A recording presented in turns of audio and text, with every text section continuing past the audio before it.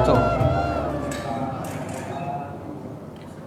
Alhamdulillahirabbil alamin, nahmaduhu wa nasta'inuhu wa nastaghfiruh wa nastahdihi wa natubu ilaih. Wa na'udzu billahi min syururi anfusina wa min sayyiati a'malina. May yahdihillahu fala mudilla lahu wa may yudlil fala hadiyalah. Asyhadu an la ilaha illallah wahdahu la syarikalah wa asyhadu anna Muhammadan abduhu wa rasuluh. Allahumma salli wa sallim ala sayyidil mursalin wa ala alihi wa ashabihi ajma'in, amma ba'd. Rabbi shrah li sadri wa yassir li amri wahlul 'uqdatam min lisani yafqahu qawli. Subhanaka la ilma lana illa ma 'allamtana innaka antal alimul hakim.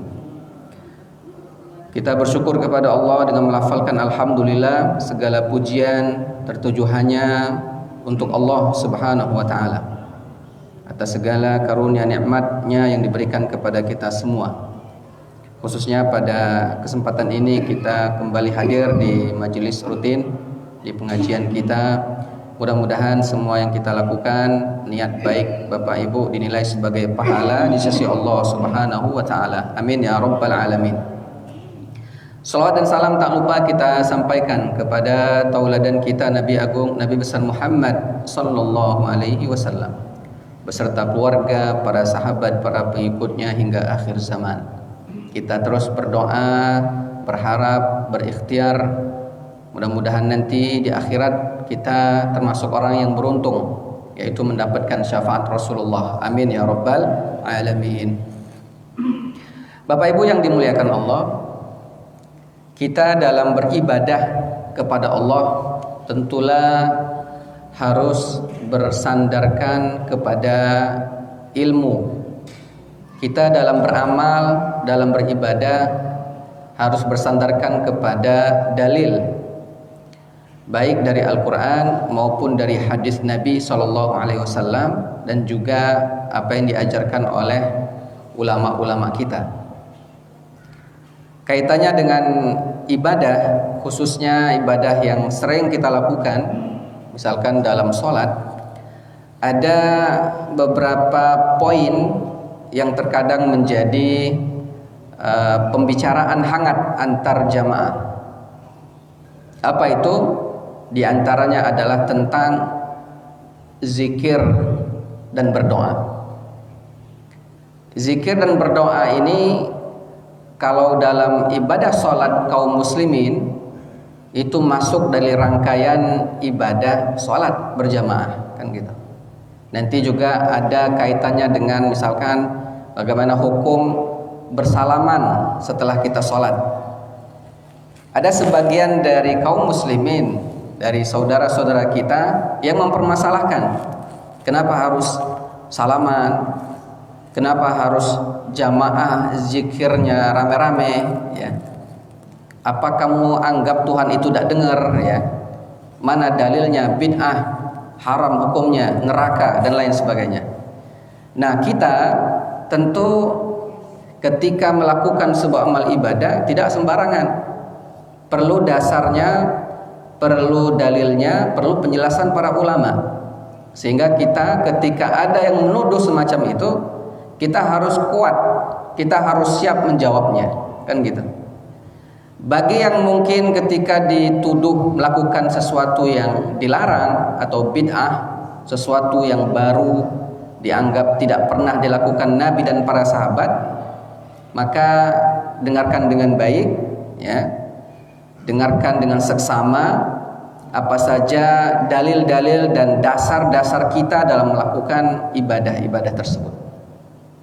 Kita mulai yang pertama tentang bersalaman setelah sholat, ya, bersalaman setelah sholat. Ada dalil-dalil kuat yang menceritakan, yang menegaskan tentang pentingnya bersalaman. Kita lihat dulu beberapa dalilnya, ya.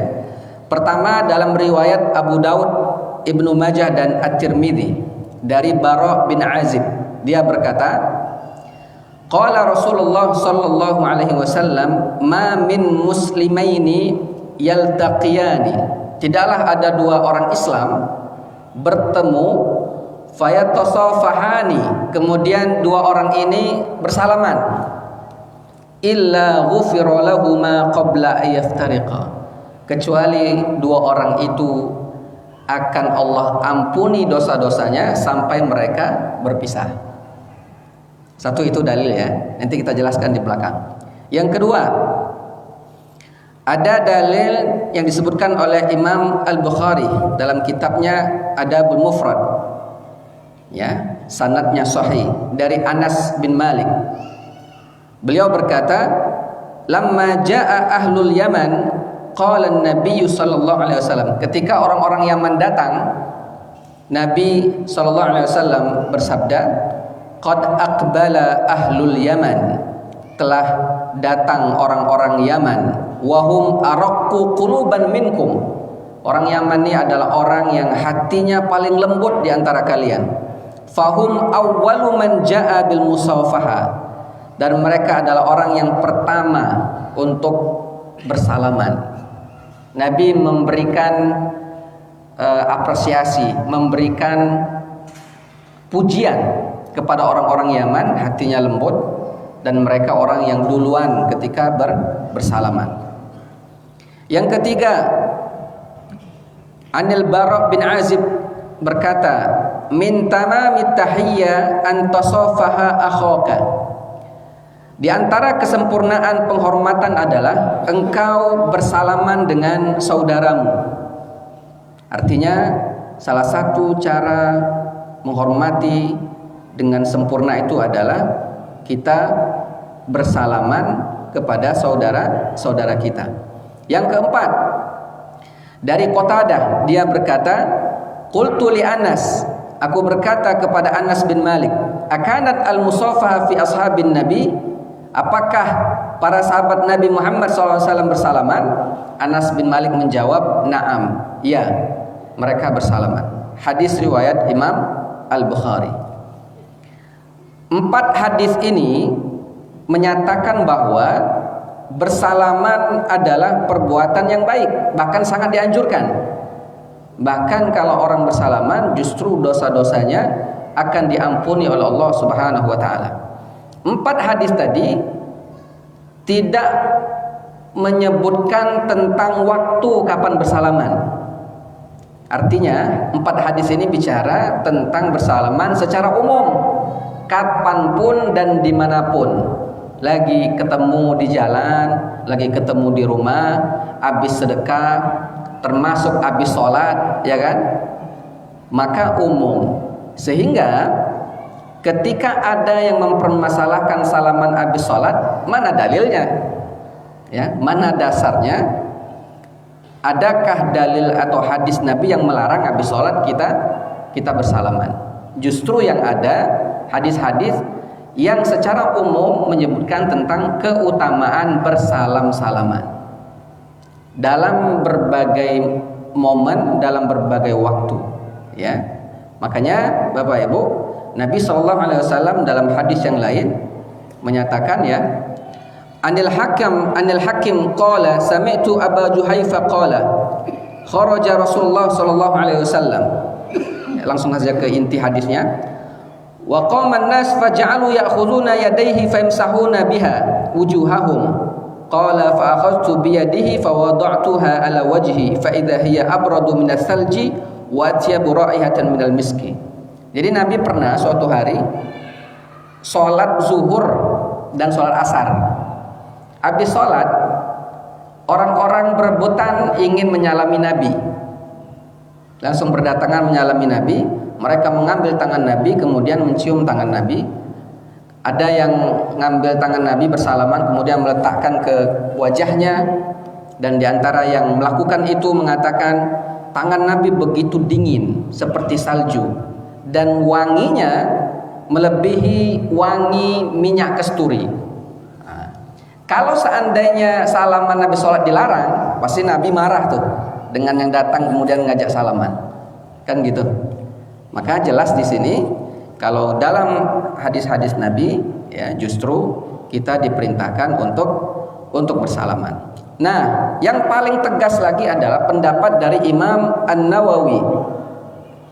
Imam An-Nawawi, ya, menyebutkan bahwa ini bunyi komentar beliau tentang salaman habis sholat. Apa kata beliau? In safaha man kana ma'hu qabla shalah famubah. Kalau ada orang sebelum sholat dia lah salaman dulu dengan kawannya. Ya, tadi ada jamaah yang kita salaman di luar masjid, sudah tadi kan. Setelah habis sholat salaman lagi, maka mubah, boleh. Kama zakarna wa in sofaha man lam yakun mau qabla sholat inda liqa fa sunnah. Kalau tadi belum salaman sama sekali, karena tidak sempat salaman misalkan, kemudian langsung sholat, setelah sholat kita kemudian salaman, maka salaman yang pertama tadi, salaman yang pertama barusan, itu merupakan sunnah, justru dianjurkan, dan ijma' para ulama dalam hadis-hadis yang sahih. Yang sudah salaman 2 kali mubah, apalagi yang belum salaman. Maka habis salaman setelah sholat justru nilainya sunnah. Kan begitu. Tadi kita hanya mungkin 3 atau 4 orang yang sempat salaman sama saya, yang lain kan belum. Nah, itu nilainya sunnah dan insya Allah dapat pahala. Wa aslul musafaha sunnah. Secara asalnya salaman itu adalah sunnah. Wa kaunuhum hafizu 'alaiha fi ba'dil ahwal la yakhruj dzikran asli sunnah. Jika ada yang membiasakan salaman dalam momen-momen tertentu, misal habis sholat atau habis momen kondisi tertentu, maka tidak mengurangi atau tidak menghilangkan keaslian sunnah dalam bersalaman. Jadi itu dalilnya, ya, tegas, jelas dalam hadis-hadis yang sahih. Imam At-Tahawi, ya, dalam kitabnya Hasyiyah ala Maraqi al-Falah Syarah Nur al-Idah, apa kata beliau? Al-musafaha fahiya sunnah aqabas salati kulliha wa inda kullil laqa. Bersalam-salaman itu sunnah habis salat atau ketika ketemu dimanapun saja kita. Jadi kalau ketemu kan kita salaman, termasuk habis sholat, kata beliau hukumnya sunnah. Baik, jadi itu dasar kenapa kita habis sholat itu salaman. Kalau yang tidak galak salaman ya tidak apa-apa, tidak usah juga kita marahi, tidak masalah. Mungkin saja dia ada gawe gitu ya, atau lagi tidak galak bersentuhan, mungkin masih khawatir COVID-19, bisa saja walaupun COVID habis gitu ya. Baik, itu masalah salaman. Yang kedua tentang zikir. Jadi zikir ini, zikir dulu ya. Zikir itu ada 2 yang akan kita jelaskan. Pertama, zikir jahar. Jahar itu artinya dengan suara yang keras. Yang kedua, zikir berjamaah sama-sama dengan suara yang keras. Kalau zikir jahar dengan suara keras bisa didewean kan? Tapi dengan suara yang lantang. Kalau zikir berjamaah pasti keras dan dia bareng-bareng. Bagaimana hukumnya? Kita lihat dalam banyak dalil, ya, biar Bapak Ibu tahu dan yakin dengan amalan Bapak Ibu, jangan ragu-ragu. Pertama, dari Ibnu Abbas, ini dalam riwayat Imam Bukhari dan Imam Muslim, sahih, dalam kitab Sahih Bukhari dan kitab Sahih Muslim. Dari Ibnu Abbas radhiyallahu anhuma, sahabat ya Ibnu Abbas nih, dia berkata, kuntu a'rifu inqidha as-salatir rasul bitakbir. Saya tahu selesainya sholat Nabi itu ketika dengar suara takbir. Jadi Ibnu Abbas ini berada di luar masjid. Beliau tahu Nabi ini udah sholat ketika dia mendengar suara takbir dari dalam masjid. Pertanyaan sekarang, dulu ada enggak mic ini? Kate ada enggak speaker toa? Enggak ada. Berarti dia mendengar suara takbir itu menunjukkan bahwa Nabi sedang berzikir, mengucapkan takbir dengan suara keras atau dengan suara lirih. Jelas dengan suara keras, karena didengar oleh Ibnu Abbas bahkan dari luar masjid. Nah, itu satu, ya.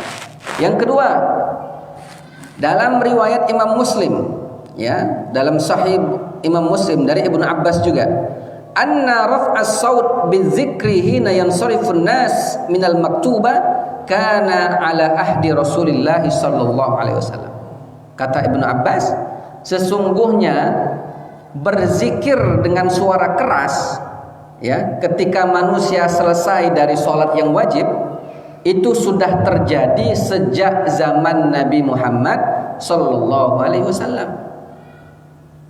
Jadi kalau ada yang mengatakan zikir suara jahar, zikir dengan suara keras itu bid'ah, berarti dia ini tidak baca riwayat dari Ibnu Abbas dalam kitab dalam riwayat Sahih Bukhari dan dalam kitab Sahih Muslim.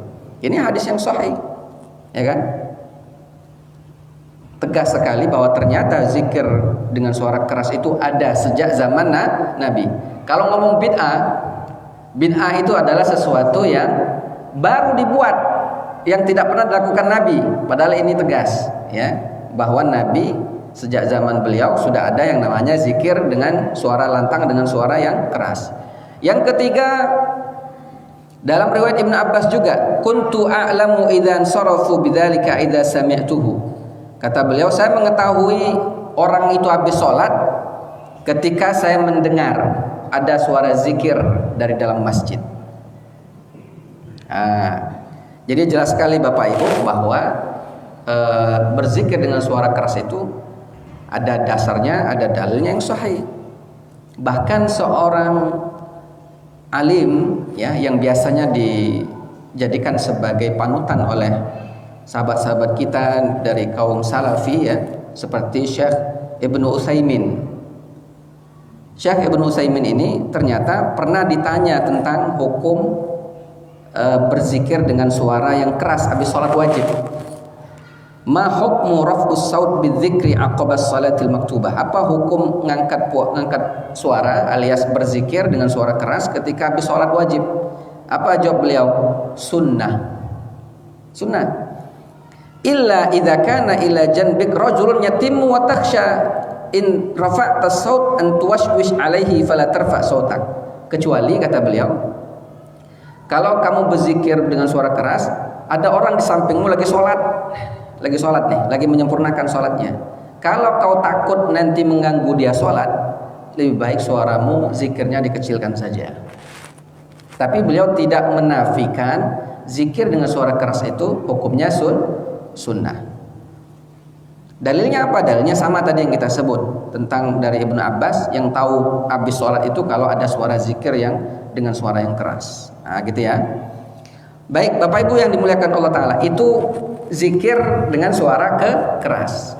Sekarang, apa dalilnya zikir bersama-sama? Zikir bersama-sama, apakah bid'ah? Apa tidak ada dalilnya atau seperti apa? Baik, dengarkan dalil-dalilnya.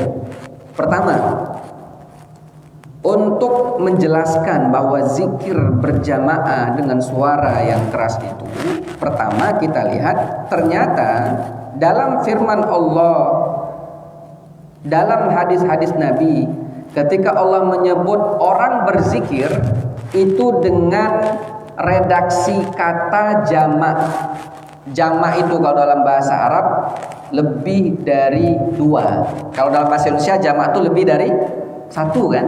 Kalau 1 tunggal. Kalau jamak lebih dari 1, 2, 3, 4 dan seterusnya.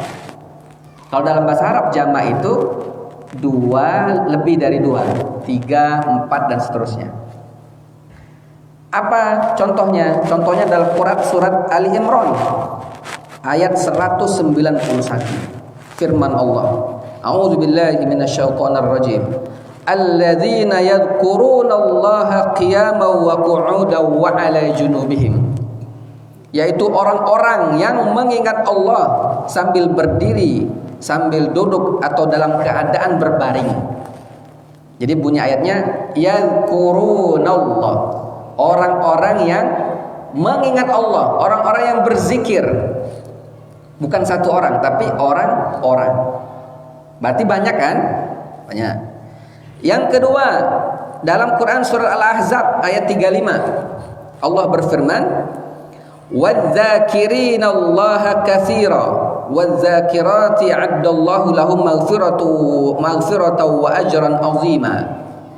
Dan laki-laki mereka yang berzikir, banyak berzikir kepada Allah, dan wanita-wanita yang berzikir mengingat Allah, mereka Allah siapkan ampunan dan pahala yang besar. Ini pun menggunakan kata jamak. Zakirin, zakirat, orang-orang berzikir laki-laki, zakirat, orang-orang berzikir perempuan. Banyak, berarti rame-rame. Dua. Nomor 3, dalam Quran surat Al-Ahzab juga ayat 41 sampai 42, Allah berfirman, "Ya ayyuhalladzina amanu uzkurullaha dzikran katsira." Hai orang-orang beriman, berzikirlah kepada Allah dengan zikir yang banyak. Ya. Wasabbihuhu bukratan wa asil, dan bertasbihlah kalian kepadanya di waktu pagi dan petang. Ini pun redaksi ayatnya jelas banyak, ya. Wahai orang-orang beriman, bukan si uang. Wahai kau yang beriman, tidak, tapi wahai orang-orang yang beriman, berarti banyak. Berzikirlah kepada Allah. Nah, itu nomor berapa? Nomor 3. Itu diantara dalil dalam Al-Quran. Ternyata kata zikir digunakan dalam bentuk jamak. Itu ya. Kemudian tentang dalil dari hadis Nabi, banyak juga nih, ya. Banyak sekali, bukan banyak juga. Di antaranya nih, biar Bapak Ibu tahu dan mendengar dalil tentang zikir berjamaah. Hadis pertama, apa bunyi hadis pertama? Dari Abu Hurairah radhiyallahu anhu, ya. Ini tentu hadisnya sahih, riwayat dari Imam Bukhari, bukan hanya Imam Bukhari, Imam Muslim, Imam At-Tirmidzi, Imam Ahmad bin Hanbal, ini meriwayatkan hadis yang sama. Apa bunyinya? Bunyinya begini. Dari Abu Hurairah, beliau berkata, Nabi SAW bersabda, "Inna lillahi malaikatun yatufuna fit turuq yaltamisuna ahla dzikri." Sesungguhnya Allah itu punya para malaikat yang berkeliling di jalan-jalan untuk mencari orang-orang yang berzikir, ahli dzikri, orang-orang yang berzikir. Fa idza wajadu, ketika para malaikat ini menemukan kauman, kaum. Kalau disebut kaum, siko atau banyak? Banyak pasti. Yadhkurunallah, ketika para malaikat menemukan kaum yang berzikir kepada Allah, tanadau halumma ila hajatikum. Kemudian para malaikat memanggil teman-temannya yang lain, kesini kalian, ayo kesini. Fayahfunahum bi ajnihatihim ila sama'id dunya. Saking senangnya para malaikat, dia membentangkan sayapnya sampai ke langit dunia. Qala fais'aluhum rabbuhum wa huwa a'lamu minhum. Kemudian Allah nanya kepada para malaikat. Allah Maha tahu tentunya, ya, tapi ini redaksi hadisnya. Apa kata Allah? Ma yaqulu 'abdi, apa yang disampaikan hamba-hambaku itu? Apa yang disebut oleh hamba-hambaku itu? Apa jawab para malaikat? Mereka bertasbih kepadamu, ya Allah. Mereka bertakbir kepadamu. Mereka tahmid, memujamu, memujimu, ya, dan seterusnya. Dalam hadisnya panjang sekali. Intinya bahwa ternyata dalam hadis ini para malaikat mencari orang-orang yang berzikir, yang ramai-ramai, kemudian membentangkan sayapnya malaikat ini saking senangnya, dan dia laporkan. Ini yang berzikir ini nyebut apa? Allah, apa malaikat sampaikan kepada Allah. Dia ini sedang ilahan rabbana ma'bud, subhanallah, bertasbih, subhanallah, subhanallah, subhanallah, subhanallah, alhamdulillah, alhamdulillah, alhamdulillah 33 kali, Allahu akbar, Allahu akbar. Dan itu dilaporkan kepada Allah Subhanahu wa taala. Hadisnya sahih. Nah, itu satu. Yang kedua, hadis kedua dari Jabir radhiyallahu anhu. Kharaja alaina Nabi sallallahu alaihi wasallam faqala ya ayuhan nas. Nabi kemudian bersabda, wahai manusia, inna lillahi saraya minal malaika. Sesungguhnya Allah punya tentara dari kalangan malaikat. tahullu wa taqifu ala majalisi dzikri fil ard. Mereka mencari dan akan singgah ketika mereka ketemu dengan majlis-majlis zikir di bumi. Farta'au fi riyadil jannah, maka nikmatilah, singgahlah di taman surga. Kemudian sahabat nanya, wa aina riyadul jannah ya Rasulullah? Di mana taman surga itu? Nabi menjawab, majalisuz zikri, yaitu majelis-majelis zikir. Ya, kalau disebut dengan majelis zikir, sikok apa banyak? Pasti banyak. Nah, itu yang kedua. Yang ketiga, hadis ini sahih, kata Imam Al-Hakim, hadza hadisun sahih, hadisnya sahih. Yang ketiga, dari Anas bin Malik radhiyallahu an, riwayat dalam Imam At-Tirmidzi. Apa kata Anas? Rasul sallallahu alaihi wasallam bersabda, "Idza marartum biriyadil jannah farta'au." Kalau kalian melewati taman surga, maka nikmatilah. Kemudian ditanya, "Ya Rasulullah, wa mariyadul jannah, apa itu taman surga?" Beliau menjawab, "Halaqatuz zikr." Halaqah, lingkaran-lingkaran zikir. Baik. Yang keempat, dari Abu Sa'id Al-Khudri, ya. Inna Rasulullah sallallahu alaihi wasallam kharaja 'ala al-halqa min ashabihi faqala ma yujlukum qalu jalasna nazkurullah wa nahmaduhu lamma hadana lil Islam. Rasulullah pernah menemukan para sahabat sedang berzikir, ya. Kemudian Rasul nanya, kalian tuh ngumpul-ngumpul ini dalam rangka apa? Gitu ya, ditanya oleh Nabi. Mereka menjawab, jalasna nazkurullah. Kami ngumpul ini ya Rasulullah berzikir kepada Allah. Wa nahmaduhu, dan kami memuji Allah. Ketika kami memuji kepada Allah karena kami diberikan hidayah berupa Islam. Ya. Kemudian Nabi nanya lagi, Allahumma ajlisukum illa dzalik. Apakah betul karena kalian kumpul-kumpul untuk zikir kepada Allah? Mereka jawab, betul ya Rasulullah. Tidak ada niat lain. Maka Nabi pun menjawab, innallaha yubahi bikumul malaika. Allah membanggakan kalian di depan para malaikatnya. Berarti para sahabat tuh zikirnya sama-sama sampai Nabi nanya gitu kan. Nah, itu nomor 4. Hadisnya riwayat Imam At-Tirmidzi, hadisnya sahih. Nomor 5. Ini riwayat dari Imam Al-Hakim, ya. Dari Salman Al-Farisi, sahabat Nabi. Jadi Salman Al-Farisi ini pernah bersama sekelompok dengan sahabat sedang berzikir. Famarra bihim Rasulullah. Tiba-tiba Rasul lewat. Faja'ahum qasidan hatta dana minhum fakaffau anil hadith. I'zaman li Rasulullah. Ketika Nabi lewat, mereka sedang kumpul zikir tadi diam, Pak. Ngapa diam? Karena ada Nabi yang lewat, hormat. Jadi diam mereka. Nabi justru melihat mereka diam nanya, "Ma kuntum taquluna fa inni ra'aitu rahmatan tanzil 'alaikum fa ahbabtu an usyarikakum fiha." Kenapa berhenti? Tadi aku lihat rahmat turun kepada kalian. Kalian ngomong apa tadi? Makanya saya ingin datang, saya ingin ngikut nimrung, biar aku juga ingin sama dapat rahmat dari Allah. Ternyata apa yang mereka lakukan tadi bareng-bareng? Berzikir. Nah, itu riwayat dari Imam Al-Hakim, ya, dan hadisnya sahih. Imam Az-Zahabi pun mengomentari hadis ini hadis sahih. Yang keenam, ya, banyak kan? Dari Abdullah bin Zubair, Rasulullah sallallahu alaihi wasallam dengan suara yang tinggi, ya, dengan suara yang kuat, lantang, ketika habis salat, apa yang beliau ucapkan? La ilaha illallah wahdahu la syarikalah, lahul mulku wa lahul hamdu wa huwa ala kulli syai'in qadir, dan seterusnya. Dan itu menunjukkan bahwa Nabi pun ternyata beliau berzikir dan dengan suara yang kuat. Nah, hadis ketujuh. Hadis ini yang juga mungkin sering juga Bapak Ibu dengar. Apa itu? Hadis dari Abu Hurairah. Hadisnya sahih. Kata Allah Subhanahu wa taala, "Aku itu tergantung dengan apa prasangka hambaku terhadap diriku. Dan aku bersama orang itu ketika dia mengingat diriku." Ya. In zakarani fi nafsi, kalau dia mengingatku dalam dirinya, zakartuhu fi nafsi, aku akan ingat dia dalam diriku, kata Allah gitu ya.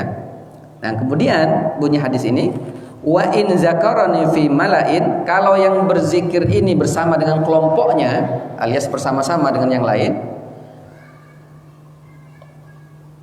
ya, malain hum khairum minhum, maka aku akan menyebut orang ini di kelompok yang lebih baik daripada kelompok dirinya. Jadi Allah tahu kalau dia berzikir dengan kelompok orang lain bersama-sama, Allah akan menyebut orang ini ya sebagai bentuk katakanlah apresiasi dan pahala yang besar bagi yang melakukan zikir kepada Allah Subhanahu wa taala. Kemudian hadis 8. Hadis 8 ini sama dengan hadis yang awal tadi, bahwa Ibnu Abbas dia tahu kalau selesai sholat itu suara takbir, dan ternyata suara takbir itu bukan satu suara tapi suaranya banyak. Berarti yang zikir itu banyak, bukan siko. Nah, gitu. Hadis ke-9 ya. Ma min qaumin yadhkurunallaha illa hafat bihimul malaikah. Tidaklah satu kaum berzikir bersama-sama ramai-ramai kecuali Allah akan mengelilingi mereka dengan rahmatnya, meliputi mereka dengan rahmatnya. Para malaikat akan mengelilingi mereka, wa nazala alaihimus sakinah, akan diturunkan kepada mereka ketenangan, wa dzakarahumullahu fiman indah, bahkan Allah menyebut orang-orang itu ya di sisinya. Itu yang 9. Yang ke-10 banyak sekali nih ya. Yang ke-11 nanti saya lihat dulu berapa hadisnya saja. Baik, sekarang ya yang terakhir ini ada hadis komentar ulama tentang zikir jahar tadi. Pertama dari pendapat dari Imam As-Suyuti. Apa kata Imam As-Suyuti? Sa'altu akramakallah amma i'tadahu sadatu sufiyya min aqdi halaqi dzikr wal jahr bihi fil masajid wa raf'as saut bit tahlil wa hal dzalika makruhun am la. Ya. Imam Suyuti ditanya tentang orang-orang yang berzikir dengan suara yang keras di masjid-masjid. Apa jawab beliau? Innahu la karahata fi syai' min dzalika. Tentu hukumnya tidak makruh sama sekali. Wa qad waradat ahadits karena banyak hadis-hadis taqtadi istihbabul jahr bidzikr. Banyak hadis-hadis yang menganjurkan untuk kita berzikir dengan suara yang jahar. Walaupun ada juga hadis-hadis yang berkaitan dengan kita bisa juga berzikir dengan suara yang lirih, gitu ya. Wal jam'u bainahuma anna dzalika yakhtalif bi ikhtilafil ahwal wal ashkhas. Jadi itu merupakan sesuatu yang wajar terjadi perbedaan, ada yang suara lirih, ada juga suara yang keras. Dan itu ada masing-masing dasarnya. Jadi dalam pendapat ulama ini berarti ketika ada yang zikir dengan suara yang lirih, jangan disalahkan, ya, jangan dimarahi, punya dasar, punya dalil juga. Biasanya yang berzikir dengan suara lirih tidak jadi soal, tidak kati yang mengganggu. Biasanya yang ganggu itu justru yang zikirnya lirih terhadap orang yang zikirnya jahar yang keras. Di salah satu masjid, di masjid kami ya, di tempat kami tinggal itu sudah jadi kebiasaan, Pak. Kalau maghrib, isya, subuh, zikirnya jahar, bareng-bareng zikirnya. Tapi kalau zuhur, asar, tidak ada zikir. Jadi zikirnya masing-masing. Dan itu sudah jadi kebiasaan. Artinya tidak jadi masalah. Bagi yang punya keyakinan zikirnya itu lirih, silakan, tidak apa-apa. Bagi yang punya keyakinan zikir itu sama-sama juga bisa, gitu ya. Makanya jangan menyalahkan orang yang zikirnya yang jahar. Tadi dalilnya tegas sekali. Nah, mungkin ya, mungkin ada yang akan mengambil dalil nih di antara dasar kenapa orang itu sangat yakin bahwa zikir itu harus sir, harus lirih, tidak boleh jahar. Ternyata di antara dasarnya ya, tentu yang pertama kan tidak tahu hadis-hadis tadi. Yang kedua, karena dasarnya adalah mereka ngambil ayat yang bunyinya gini ayatnya. Surat Al-A'raf ayat 205. Apa kata beliau? Apa kata Allah dalam firman-Nya? Wadhkur rabbaka fi nafsik tadarruan wa khifyatan wa dunal jahr minal qaul. Dan sebutlah nama Tuhanmu ya dengan berzikir tadi dalam hatimu, dalam jiwamu, dengan merendahkan diri dan rasa takut dan dengan tidak mengeraskan suara. Dunal jahr, tidak mengeraskan suara. Nah, ini dalil ayat ini dijadikan sebagai dasar. Nah, ini dalilnya. Kamu tidak boleh suara jahar. Dilarang dalam Islam. Dilarang dalam Al-Qur'an. Nah, yang ini harusnya dibaca dengan benar-benar dan lihat bagaimana para ulama menafsirkan ayat ini. Ya. Nanti kalau ada yang ngambil dalil ini, Bapak Ibu harus jawab, harus tahu jawabannya. Pertama, dari Imam As-Suyuti dalam kitabnya Natijatul Fikr fil Jahr bil Zikr. Yang pertama kata Imam As-Suyuti, innaha makkiyah li'annaha minal Arab. Pertama, ayat ini adalah surat makkiyah ketika Nabi berada di Mekah. Pada saat Nabi berdakwah di Mekah, tentu tahu Bapak Ibu bagaimana penolakan yang terjadi. Masif, banyak sekali dan mayoritas menolak dakwah Nabi kan? Satu itu. Kemudian ayat ini karena Nabi SAW yajhar bil Quran fa yasma'uhul musyrikun fa yusabbunal Quran wa man anzalahu fa amara Allah taala bitarkil jahr saddan lizari'ah. Jadi karena itu ayat makkiyah, ketika Nabi berzikir di antara zikirnya dengan Al-Qur'an dan ketika dengan suara yang keras didengar oleh orang-orang musyrik Mekah, maka bacaan Nabi, Quran Nabi itu dijadikan sebagai bahan bulian, dijadikan sebagai bahan hinaan. Mereka akan mengolok-olok ayat tersebut, mereka akan mengolok-olok zikir tersebut. Maka Allah Subhanahu wa taala perintahkan Nabi untuk dengan suara yang lirih, saddan lizari'ah, agar menjaga tidak terjadi hal-hal yang tidak diinginkan. Ya, kama nahan an sabbil asnam, sebagaimana Nabi dilarang untuk menghina berhala-berhala orang-orang musyrik, karena bakal jadi masalah kalau dihina secara terang-terangan. Begitupun berzikir. Itu pertama, ya, memahami ayat itu ternyata ada asbabnya, asbab nuzulnya, Pak. Sebab turunnya ayat itu agar Nabi tidak kemudian diolok-olok ya ketika didengar oleh orang-orang musyrik. Makanya disuruh jangan dengan suara yang keras. Maksudnya situ. Itu yang pertama. Yang kedua, anna jama'atan minal mufassirin minhum Abdurrahman. Orang-orang ahli tafsir, ulama-ulama tafsir seperti Abdurrahman bin Yazid bin Aslam, Syekh Malik Ibnu Jarir At-Tabari dan lain sebagainya, hamalul ayati ala zikri hal qiraatil Quran wa annahu amara bi dzikri ala hadhihi sifat ta'ziman lil Quran an tarfa'al aswat indahu wa yaqwihi ittisal bi qouli ta'ala wa idza fil Quran fastami'u lahu wa ansitu la'allakum turhamun. Jadi ayat tadi ini yang kedua ya, memahami ayat tadi. Kenapa dilarang dengan suara keras berzikir di situ? Maksudnya adalah ketika ada dua kondisi. Satu, ini zikir nih, subhanallah, subhanallah, subhanallah, alhamdulillah, alhamdulillah. Yang si kok ini sedang baca Quran. Inna a'tainakal kautsar. Di sini berzikir subhanallah, subhanallah. Maka kalau dalam kondisi begitu, yang zikir suaranya dikecilkan. Kenapa? Ta'ziman lil Quran, untuk menghormati yang baca Quran. Itu menurut para ulama tafsir yang nama-namanya kita sebut tadi.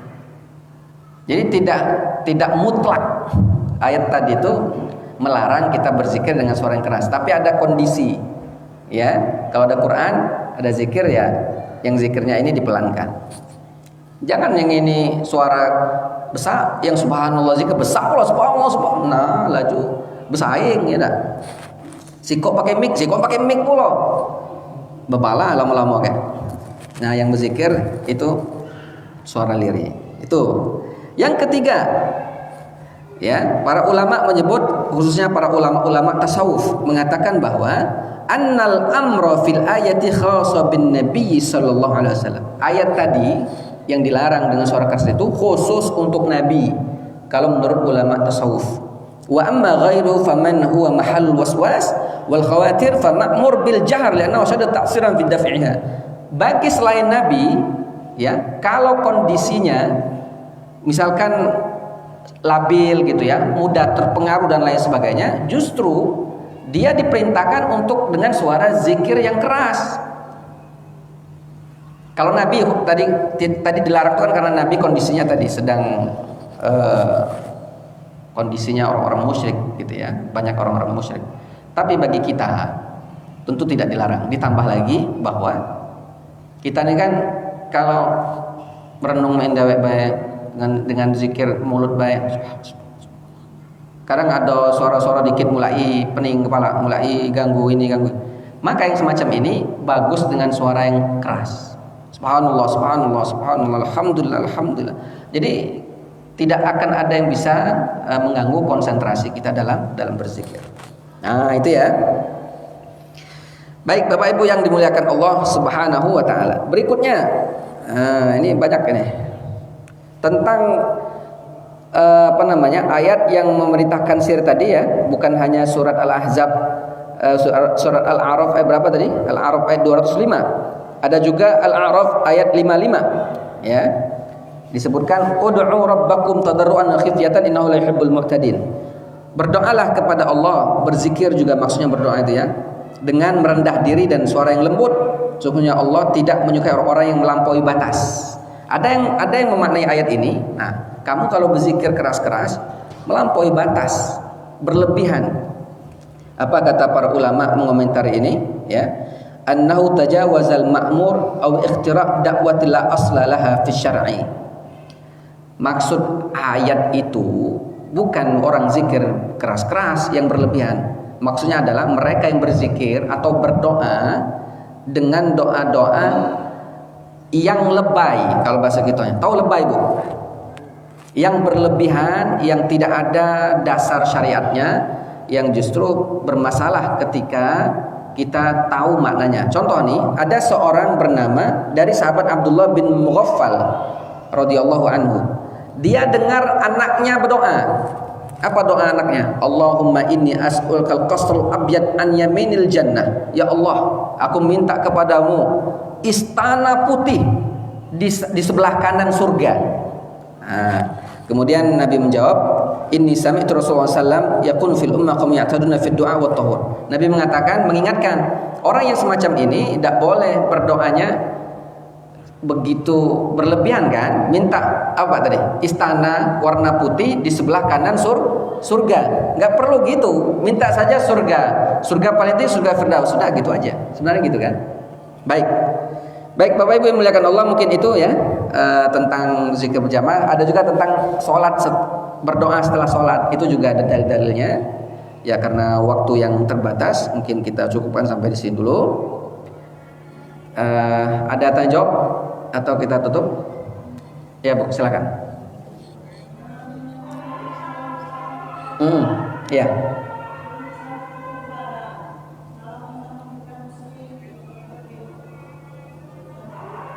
Ya.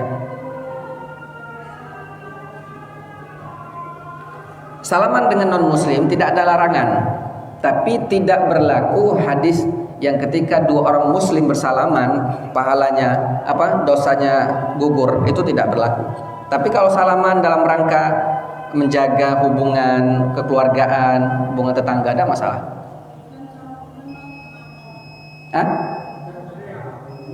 Oh ya, masalah bukan muhrim.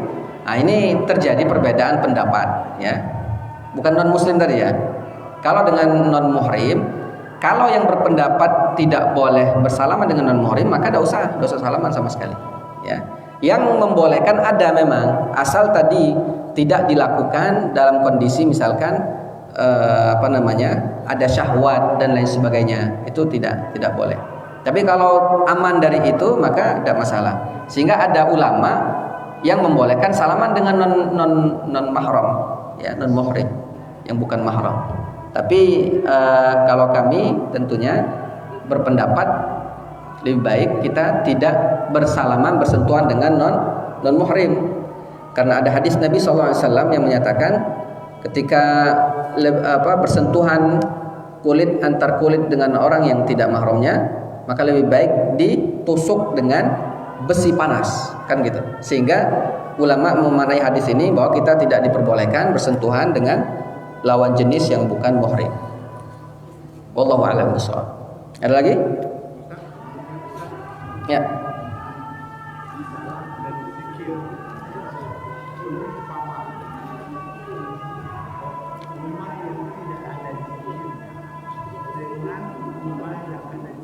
Rumah.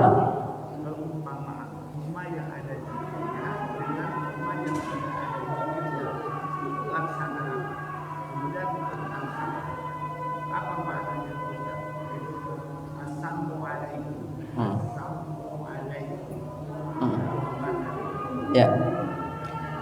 Baik. Rumah yang tidak ada zikir di dalamnya seperti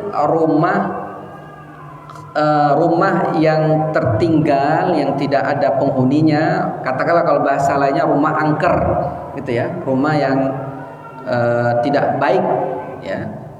Kharbul bait, gitu ya. Rumah yang angker. Disitulah dedemit, setan, kuntilanak senang Pak dalam rumah yang ketika zikirnya. Makanya yang tinggal di rumah itu kadang teman kesurupan, kan gitu. Kemudian assalamualaikum ini jangan disebutkan ke orang. Artinya apa? Artinya kematian buat kamu. Ya. Kematian, kehancuran, kerusakan buat kamu. Itu arti assalamualaikum. Kata assalamualaikum ini yang dilakukan oleh orang-orang kafir terhadap Nabi. Mereka menghina Nabi dengan ucapan assalamualaikum.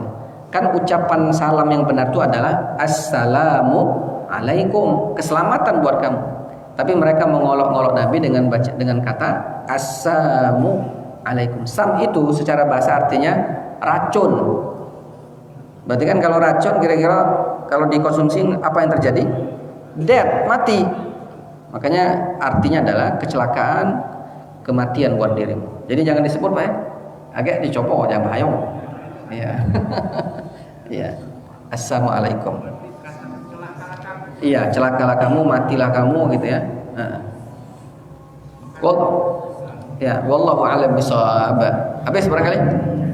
Ya, karena waktu Isya sudah datang, kita tutup bersama-sama dengan lafal hamdalah dan doa kafaratul majlis.